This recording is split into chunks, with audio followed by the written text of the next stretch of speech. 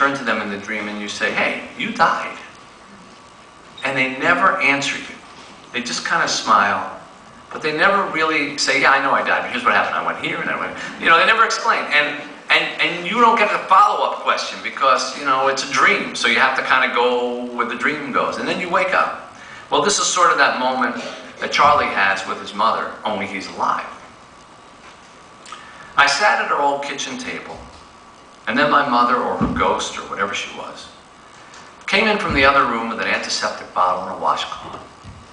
I watched her pour the antiseptic into the fabric, then reach for my arm and push up my shirt sleeve, as if I were a little boy who had fallen off a swing set. Perhaps you're thinking, why not scream out the absurdity of the situation? The obvious facts that made this all impossible. The first of which is, Mother, you died.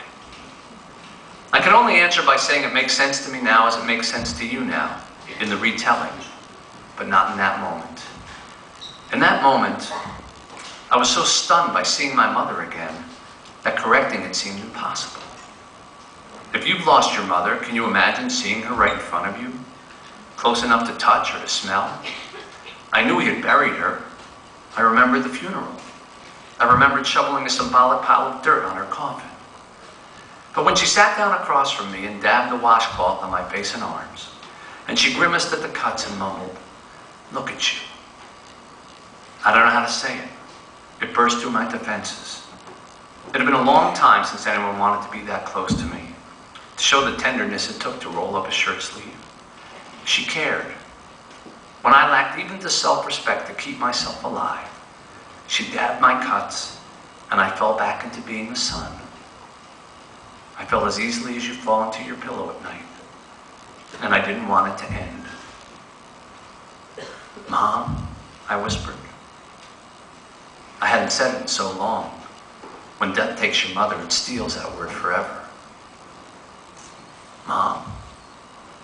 It's just a sound, really. A hum interrupted by open lips.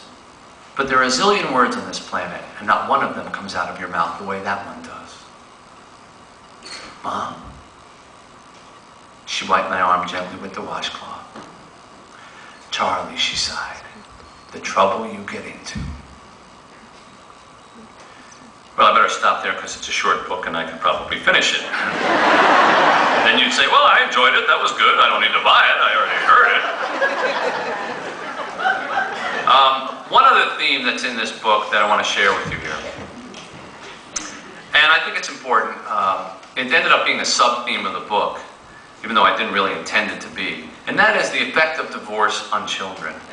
I'm not here to lecture on divorce. I'm not smart enough to do that.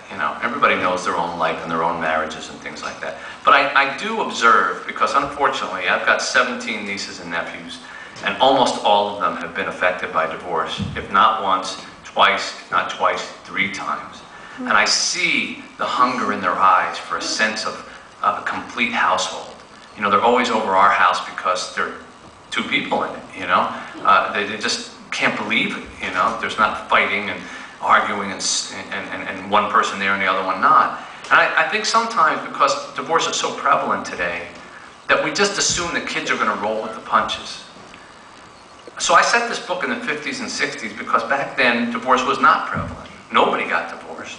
And where I grew up in my little town, there was only one divorced person in the whole town, and we all knew where she lived, And the kids would walk by her house and say, that's the divorcee's house, We didn't even know what the word meant, but that's the divorcee's house, because we knew that was different. And Charlie feels that in the book. He feels what it's like to be the only one who doesn't have his mother and father together, and holidays are different, and the way they get treated is different, and the people he has to go to for answers are different. And the reason I said it there is because every kid lives in the 50s and 60s when it comes to that. And just because a kid lives in 2006, and yeah, he may come to kindergarten where one kid can come in with 3 sets of parents, I don't think children are social scientists. I don't think you can hand them a piece of paper that says 60% of marriages break up, and they go, oh, okay, I don't feel so bad then. To them, they only know their own household. They only know who's in it or who isn't. They're all in the 50s and 60s. And so there's a scene here that sort of relates that. And I've heard a lot, even though the book's only been out a couple of weeks, I've gotten a lot of email on this and a lot of comments, so I want to share it with you right now. I've already given up on Santa Claus by the time my old man leaves. But Roberta, my younger sister, is only 6, and she does the whole routine. Leaving cookies, sneaking to the window, pointing at stars and asking, "Is that a reindeer?" The first December we're on our own, my mother wants to do something special. So she finds a complete Santa outfit. The red jacket, red pants, boots, fake beard. On Christmas Eve, she tells Roberta to go to bed at 9:30 and to not, whatever she does, be anywhere near the living room at 10 o'clock. Which of course means Roberta's out of bed at 5 minutes to 10 and watching like a hawk. I follow behind her carrying a flashlight. We sit on the staircase. Suddenly the room goes dark and we hear rustling. My sister gasps. I flick on my flashlight. Roberta screams, "No, chick!" And I flick it off. But then, being that age, I flick it back on again and catch my mother in her Santa suit with a pillow sack. She turns and tries to bellow, "Ho, ho, ho, who's there?" My sister ducks, but for some reason, I keep that light shining on my mother, right in her bearded face, so she has to shield her eyes with her free hand. "Ho, ho," she tries again. Roberta now is scrunched up like a bug, peeking over her fists. She whispers, "Chick, shut it off, you'll scare him away." But I can only see the absurdity of the situation. How we're going to have to fake everything from now on. Fake a full dinner table. Fake a female Santa Claus. Fake being a family instead of 3/4 of a family. "It's just Mom," I say flatly. "Ho, ho, ho," my mother says. "It is not," Roberta says. "Yes, it is, you twerp. It's Mom. Santa Claus isn't a girl, stupid." I keep that light on my mother, and I see her posture change. Her head drops back, her shoulders slump, like a fugitive Santa caught by the cops. Roberta starts crying.